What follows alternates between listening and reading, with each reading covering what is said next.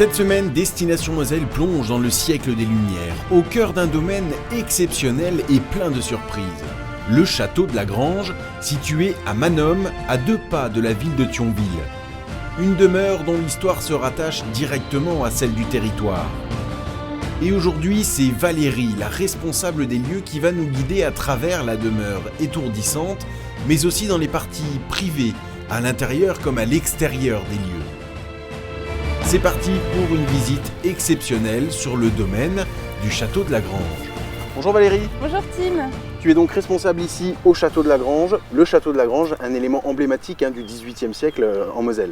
Ah oui, un des plus beaux châteaux lorrains, le plus meublé et qui appartient en plus à la même famille depuis 300 ans et qui est un château du XVIIIe siècle. Alors aujourd'hui, on le voit, il y a un petit habillage d'acier, il y a les échafaudages, parce qu'il ne faut pas oublier qu'une demeure comme ça s'entretient bien sûr. Ça s'entretient et là, elle va subir un beau lifting sur la façade ouest et on est parti pour 8 mois de travaux, du crépi aux menuiseries jusqu'à la toiture. Ouais, donc il y a du boulot. Il y a du travail. En attendant, moi je propose que durant cette émission, on aille découvrir l'intérieur du château, mais également les surprises que nous réserve le domaine. Oui, le domaine est grand et il y a plein de surprises à vous montrer. C'est parti ? C'est parti. Allez, je te suis. Si de l'extérieur déjà les lieux ne manquent pas de cachet, vous allez voir que l'intérieur est à la hauteur de l'image qu'on se fait d'une construction du XVIIIe siècle. Commençons d'ailleurs par les salons d'apparat. Ah oui, waouh. Alors là, effectivement, plongé dans le XVIIIe siècle avec un mobilier assez riche. On a quoi? Donc là, on a des fauteuils du Louis XV qui n'ont pas la même forme d'ailleurs. Non, effectivement, on a énormément de mobilier dans ce château et c'est vrai que moi, mon fauteuil préféré, j'ai envie de dire, c'est ce fauteuil assez rigolo. Bon, bah, oui, allons-y. Assieds-toi. Alors, je m'assois sur celui-ci parce qu'il est réservé pour les femmes, justement. D'accord. C'est ce qu'on appelle une marquise en gondole. Et il est très large pour permettre aux femmes, avec leurs grandes robes à panier, qui leur faisaient des derrières assez conséquents, oui. afin de pouvoir épouser la forme du fauteuil, d'accord. En toute quiétude. D'accord, donc bon, moi ça va, j'ai pas de robe, donc je peux garder ce fauteuil ici. Comment est-ce que tout ce mobilier est arrivé au château? Est-ce qu'il est d'origine ou pas du tout? Alors il y a quand même une grosse partie d'origine, mais le château a eu une histoire assez compliquée forcément, qui va avec l'histoire de la Moselle. Donc il y a eu les guerres, les annexions. Voilà, Révolution française, annexion, guerre. Et en fait, depuis les années 50, c'est les grands-parents du propriétaire actuel qui se sont attachés à faire revivre leur maison après l'occupation allemande. Et il y avait des choses déjà sur place et aussi beaucoup d'héritages familiaux. Et donc ça a complété un petit peu toutes les pièces de la maison. Et ça doit faire beaucoup de mobilier donc. Ça fait beaucoup de mobilier et au final on se dit la maison est grande, on peut en rajouter. Et au final, quand parfois ça nous arrive de recevoir un meuble en plus, j'ai tendance à me dire où je vais le mettre. Ouais. Il n'y a plus assez de place. Donc l'histoire du château ancrée donc, dans l'histoire de la France, l'histoire de la Moselle évidemment. Cette pièce, il y a quand même des trésors, des beautés. Je vois déjà cette cheminée, cette horloge. Toi, en tant que responsable du château, j'imagine que tu connais l'histoire de toutes ces choses. Oui, c'est une grande histoire d'amour pour moi déjà. Et oui, je la connais par cœur, cette maison. Et c'est une maison, justement. Elle vit, donc effectivement, cette jolie cheminée en marbre rouge, elle fonctionne toujours. Donc on a toujours des souvenirs de cheminée, de feu en hiver. Essayer d'ouvrir l'horloge pour voir si elle fonctionne toujours, si elle sonne. C'est vraiment très personnel et je pense qu'on sent que cette maison a une âme. Qu'elle est habitée, que c'est une maison de famille, enfin. Oui, c'est ça. Et l'avantage par rapport à d'autres châteaux, c'est que souvent les propriétaires se font des appartements dans leur château plus vivables, plus chauffés. Et au final, ici, c'est pas du tout ça, c'est que toutes ces pièces sont habitées un maximum. Et par exemple, ici, on peut très bien prendre l'apéritif avant le repas. Ça m'irait bien d'ailleurs. C'est pas mal. Donc là, on est dans le salon rouge. Il y a un autre salon à côté qui est exceptionnel aussi, c'est le salon bleu. C'est ça, on aime bien le choc des couleurs à la Grange. En route pour le choc des couleurs, on va dans le salon bleu? On y va. Je te suis. Un mobilier qui provient du monde entier dans cette maison, comme ce lit vénitien doré à leur fin. Ici, tout est d'époque, et pour les amoureux d'histoire, il y a de quoi s'émerveiller où que se pose le regard. Et le deuxième salon n'a rien à envier au premier. Ah oui, effectivement, salon bleu, il porte bien son nom. Belle pièce. Belle pièce, il y a de l'espace. De l'espace et également du mobilier, certes, mais énormément de peinture aussi. De qui sont ces Oui. toiles? De quand est-ce qu'elles datent et qui est-ce qu'elles représentent? Alors la maison est pleine de tableaux. On Ouais. me demande souvent d'ailleurs qui sont ces personnages et il faut savoir que c'est des personnes toujours en lien avec la grange. Donc soit de la famille, soit des personnes qui sont venues ici, des personnes importantes. Et on oscille entre plusieurs tableaux de maîtres, principalement Vigée-Lebrun, il y a Saint-Trigaud, on a de Ruet aussi, une attribution à Van Dyck, là juste ici, cette Vierge à l'enfant. De plusieurs périodes, hein, ça va du XVIIe siècle au très contemporain, par exemple ce tableau bleu Oui, là, effectivement, là-bas. on voit l'aspect contemporain. On a un entre-deux, je crois, donc Des années au-dessus- 60, voilà, oui, au-dessus des 50, portes. Hein. 60. Années 60. Et donc ici, alors on a cette période ancienne, on a donc ces tableaux qui représentent la famille, les ancêtres, et on a également des photos de la famille actuelle. C'est Parce ça. que le château, c'est ce qu'on disait tout à l'heure, c'est une Oui. maison de famille, il continue de vivre avec la famille. Hein. Oui, c'est ça, et toutes les photos souvenirs sont là. Alors il y a plus de tableau, mais les photos ont pris le relais.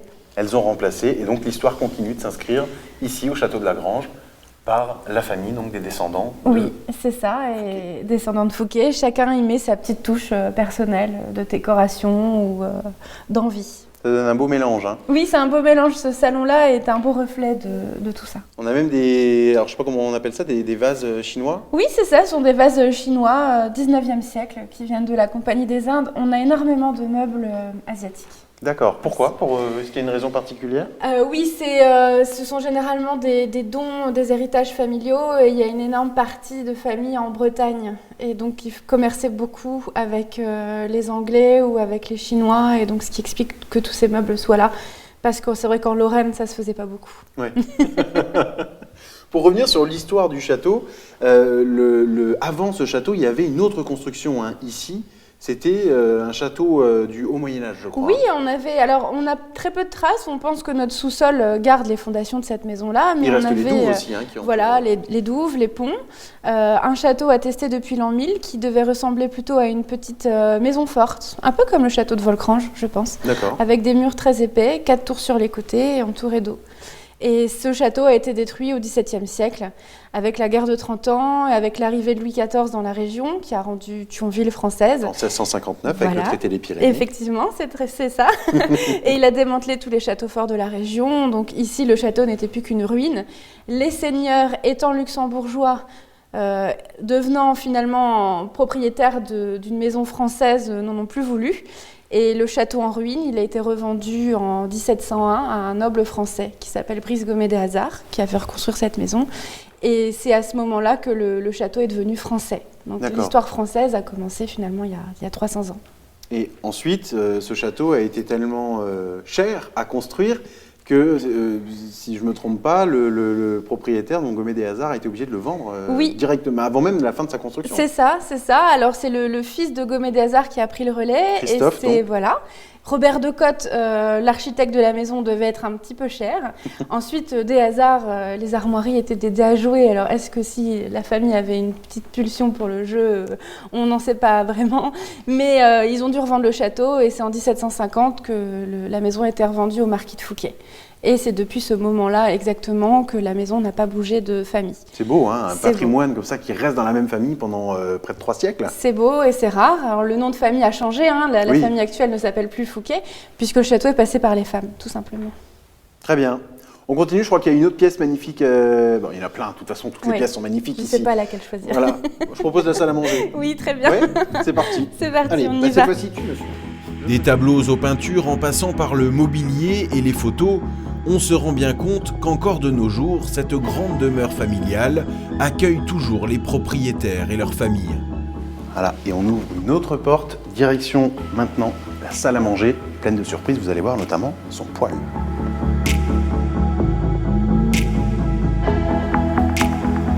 Cette salle à manger, donc, la voici, avec encore une fois un mobilier d'époque, des chaises Louis XV, une table 18e également, mais la pièce maîtresse, comme je le disais à l'instant, de cette salle à manger, c'est ce poêle. L'emblème du château. Alors pourquoi? Il me semble que son histoire, elle est assez caractéristique de l'histoire du château. Oui, elle est étroitement liée à l'histoire de la maison, puisque au XVIIIe siècle, il y avait ici une faïencerie sur le domaine, qui a disparu depuis, mais ce poêle a été fabriqué dans cette faïencerie. Donc pièce maîtresse, hein, quand même assez onéreuse. On y a mis les armoiries du roi de France dessus, vous voyez le L. Oui. Les fleurs de lys, le bleu roi, donc L pour les rois Louis, ce qui lui a valu pendant la Révolution française d'être complètement brisé. Il a été cassé en morceaux, on voit encore d'ailleurs hein, les petites Effectivement, fissures. ici par exemple, on voit que ça a été réparé, Voilà. là aussi. Hein. C'est ça. Les morceaux ont été gardés parce qu'on se doutait quand même, je suppose, de la valeur de cet objet-là. Et il a été reconstitué quelques dizaines d'années plus tard. Et l'histoire liée toujours de ce poêle est liée à l'histoire mosellane, avec du coup assez vite en 1870 la première annexion allemande. Après la défaite de Napoléon III contre la Prusse. Voilà, c'est ça. Et donc le propriétaire étant français et bien français puisqu'il était militaire saint-cyrien, ne pouvait plus vivre dans sa maison qui dépendait de l'Allemagne. D'accord. Tout simplement. Donc il a revendu le château. Mais il a revendu les murs. Il n'était pas bête, il a pris ses meubles avec lui et il a pris son poêle. Il l'a scié en compartiments, on voit encore les traces. Ouais. Et ce qui a fait un petit scandale parce que les Allemands pensaient acheter le château avec le poêle et finalement ils n'étaient pas très contents, ils n'ont pas payé et le château a été mis sous séquestre pendant toute la première annexion et ce qui a été une grande chance finalement puisque du coup la maison est restée intacte. Et après cette première annexion, donc après 1918, le poêle a été remis ici. Et malheureusement, pendant la Deuxième Guerre mondiale, par contre, donc là on le sait, les propriétaires ont été expulsés. Les Allemands sont revenus prendre le château pour le transformer en pensionnat pour jeunes filles berlinoises. Et là, on n'a pas pu déménager le poêle, donc on l'a caché derrière des sacs de sable et des poutres en bois. D'accord. Personne ne s'est demandé ce qu'il y avait derrière. Il a pu rester intact et il a été ressorti tout de suite après-guerre. D'accord, une pièce magnifique, hein, effectivement, et qui participe à la beauté de cette salle à manger. Et du château, donc. Oui, c'est une pièce assez unique. En tout cas, en France, on ne connaît pas d'autres modèles comme celui-ci. Un poêle superbe dont l'histoire mouvementée prouve combien il s'agit d'un rescapé du passé. Retour maintenant dans le grand hall pour la suite de la visite. Et que les amateurs de vieux livres se préparent, cette prochaine séquence va leur plaire. Valérie, ce château, quand même, on peut le dire, hein, il est tellement magnifique qu'il a accueilli de nombreux tournages. Ah oui. Donc 13 films, en tout cas plus d'une dizaine de films, notamment un avec Demi Moore et un autre avec Jonathan Rhys-Meyers. Ah oui, c'est nos guest stars. Demi Moore, oui, qui a donné d'ailleurs son nom à une chambre que nous avons ici, puisqu'elle voulait une chambre pour se reposer qu'on lui a laissée. Donc c'est devenu la chambre de Demi Moore. Michael Caine, oui. Donc c'était G. Wells, le casse du siècle, ce film-là. Et aussi Belle du Seigneur, Jonathan Rhys-Meyers, qui était venu, qui a eu son petit succès. C'est vrai, c'est vrai. Alors, qui dit château dit également passage secret, forcément, et je crois qu'il y en a un juste en face de nous. Et bien gardé. Et bien gardé. Bon, et ben je te laisse nous montrer. Allons-y.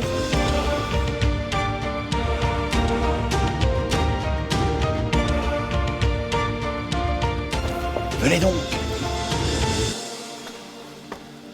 Et donc Valérie, ce passage secret, derrière donc cette tenture qui est monument historique, il faut le souligner.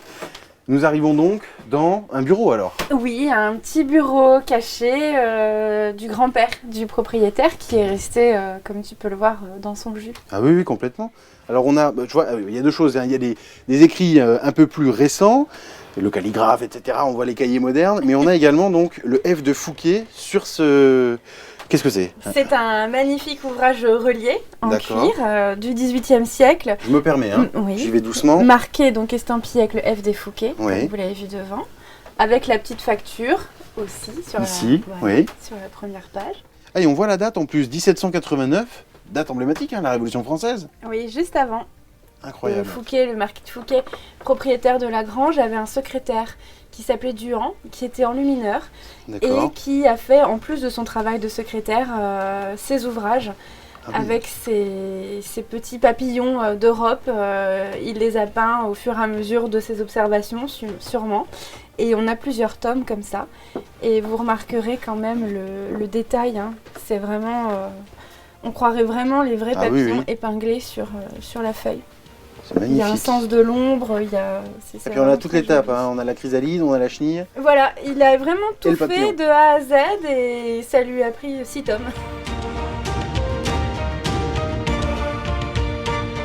Dans cette petite pièce, les trésors sont légion. Des ouvrages sur la religion, par exemple, ou encore le compte-rendu détaillé du couronnement du roi Charles X en 1825.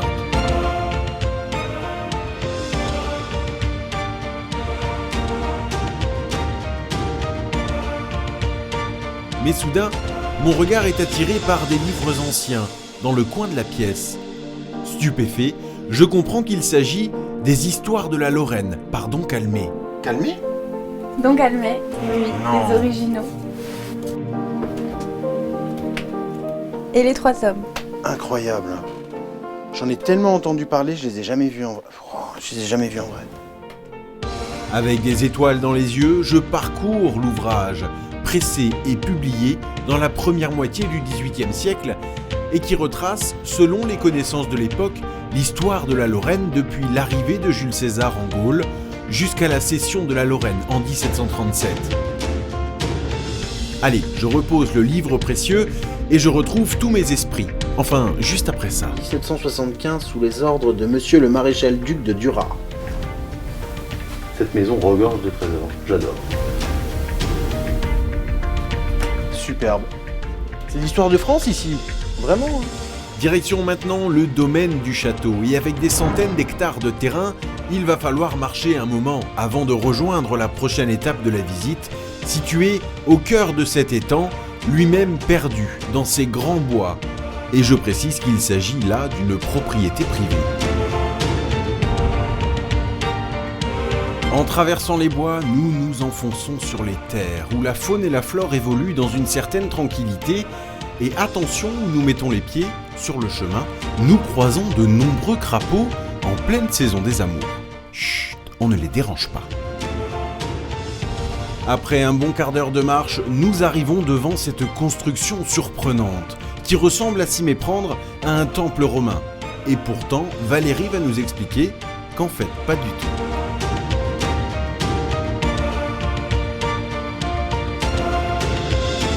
Le domaine du château de la Grange, ça représente combien d'hectares? À peu près 400 hectares.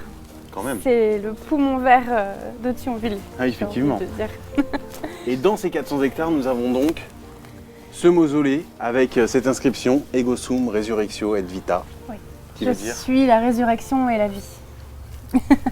Oui, c'est le mausolée. Alors beaucoup le prennent pour un temple de l'amour. Il y Et en ressemble. fait, c'est un mausolée, donc c'est une tombe.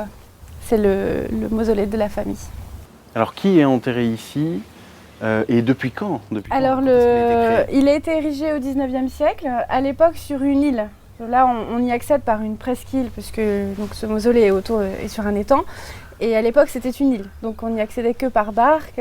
J'ai vu ça sur des anciennes photos. Maintenant, c'est une presqu'île et il date du 19e siècle. Et il est dans un style néo-romantique. Voilà, c'était la mode à cette époque-là. Et donc, ce sont des membres de la famille qui sont décédés. Donc, actuellement, l'arrière-grand-mère, l'arrière-grand-père du propriétaire actuel et son grand-oncle. D'accord. Tu parlais de l'étang à l'instant. Cet étang, donc, il est artificiel, mais il existe depuis presque 5 siècles. Hein. Oui, c'est un étang artificiel qui a été conçu à l'époque pour une tuilerie qui se trouvait ici. D'accord. Donc, on avait parlé de la faïencerie, il y avait une tuilerie également. Et on a tout au bout de l'étang une digue en fait qui retient toute cette eau. Et cet étang participe donc à ce décor romantique, donc avec ce mausolée. Est-ce qu'on peut entrer à l'intérieur? On peut y aller Ouais. avec le respect du lieu. Évidemment. Mais je te suis. On y va. Nous voilà donc dans l'intimité la plus profonde de la famille propriétaire du château de la Grange, le repos des âmes.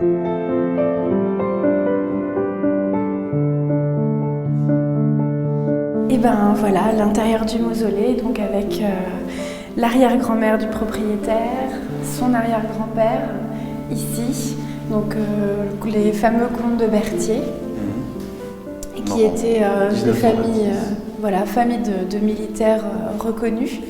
Et puis un petit peu plus émouvant aussi, donc le grand-oncle, Arnaud, et vous pouvez voir qu'il est décédé assez jeune. Ah oui, 25 ans. À 25 ans, et il est décédé dans un accident de Bugatti. Et on a beaucoup de photos de lui au château. En plus, c'était un beau jeune homme, très sportif, blond aux yeux bleus. Son destin aurait pu changer l'histoire de la Grange, puisque ça aurait été normalement l'héritier du château, et c'est sa sœur, du coup Sylvie de Berthier, qu'on connaît bien, hein, qui a été mairesse de Manosme, qui était présidente de la Croix-Rouge, résistante pendant la guerre, donc qui était une femme de caractère, mais c'est elle qui a eu du coup le domaine et non pas son frère. D'accord. Soucieux de ne pas déranger plus longtemps la tranquillité de ce mausolée, nous reprenons notre chemin. Direction maintenant cette bâtisse qui se trouve également dans la partie privée du domaine. Là encore, Valérie a beaucoup de choses à nous raconter sur cet endroit. Et on arrive donc devant cette maison d'Alger. Alors la maison d'Alger, elle paraît très ancienne comme ça, hein. On voit même avec ses encadrements de fenêtres en pierre de Jaumont. Mais en fait, pas si vieille que ça, hein, cette maison d'Alger. Non, elle date du 19e siècle. D'accord. Donc elle est plus récente que le château. Ouais. Mais je pense que Tim, tu peux remarquer un style assez mauresque, Complètement. oriental. Complètement. Oui, d'où le nom, la maison d'Alger. Pourquoi Voilà, alors c'est ça. Et ben, c'est un ancêtre de la famille, donc un comte de Berthier, qui a assisté à la prise d'Alger en 1830. Il aimait D'accord. tellement sa maison en Algérie que quand il est revenu à la grange, il s'est fait construire la même dans le parc. C'est une espèce de folie romantique. On va voir à l'intérieur. On y va.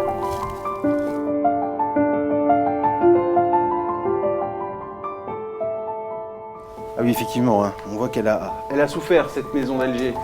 Oui, on voit des traces de plancher Oui, effectivement. apparents, donc on devine bien un étage, la porte d'ouverture.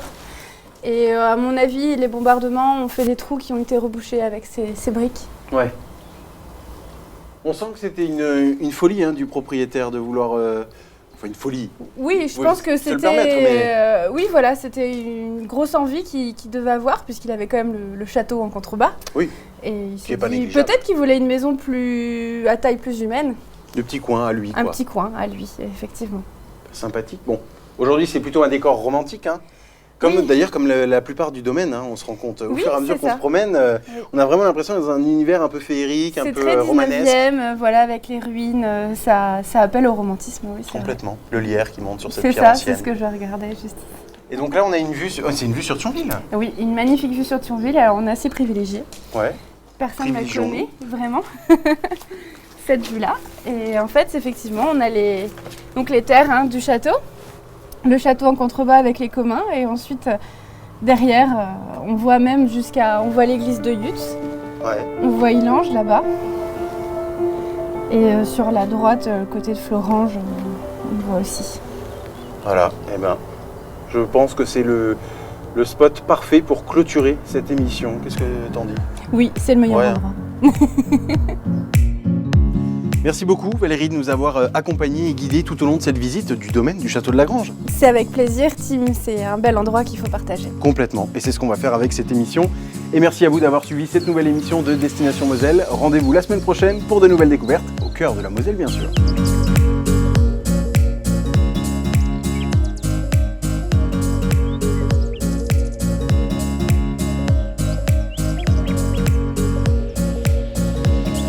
De toute façon, là, je vais reculer. Hein. Ouais.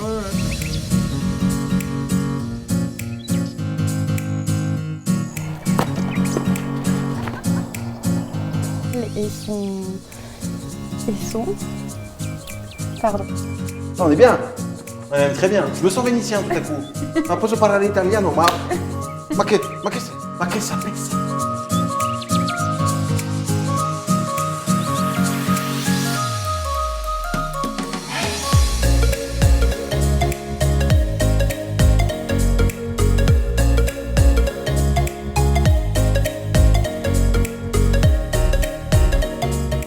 Tim Girard vous a emmené à la découverte de l'histoire mosellane avec Moselle Attractivité.